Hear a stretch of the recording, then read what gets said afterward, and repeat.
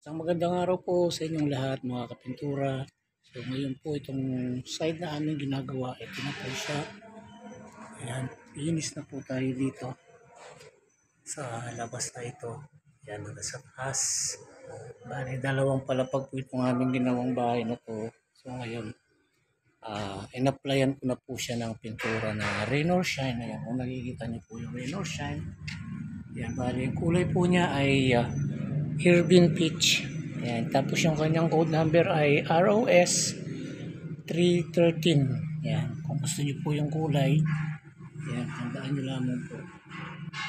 So yun po yung kulay natin dito sa labas. Tapos ang ginagawa pa po natin, para sigurado po hindi po siya mag-fade. Ayan, tinataputan po natin siya ng ito yung acrylic emulsion clear gloss. Ayan, dagdag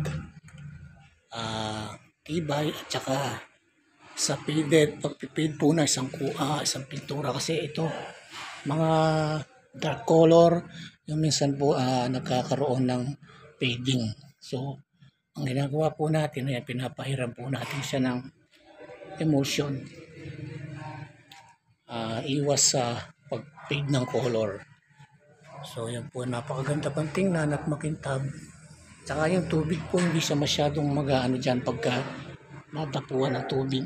Magba-bounce out lang po yung tubig dyan pagka meron na po tayong nakalagay na naka-top coat na acrylic emulsion. So yun po yung maisasuggest natin sa lahat po ng mga ginagawa nating bahay. Kung maaari po, kung gusto ng may-ari, napahiran po natin siya ng acrylic emulsion para sa tibay po at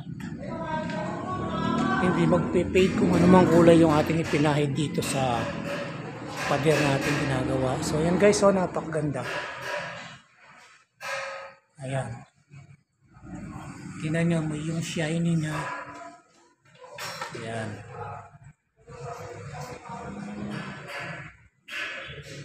So, kung nagustuhan mo yung aking video, please, ayan, paki-subscribe na po. Hindi po kalilimutan pindutin yung bell icon para updated po kayo sa mga video na aking ginagawa. So yan po itong ating ginamit na kulay dito sa labas.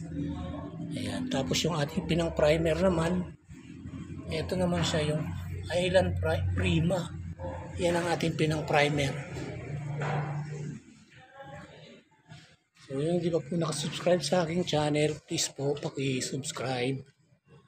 Huwag nyo na rin pong kalilimutin pindutin yung bell icon para updated po kayo sa mga video na aking ina-upload araw-araw. So sana po nagustuhan nyo po ang aking video ngayon.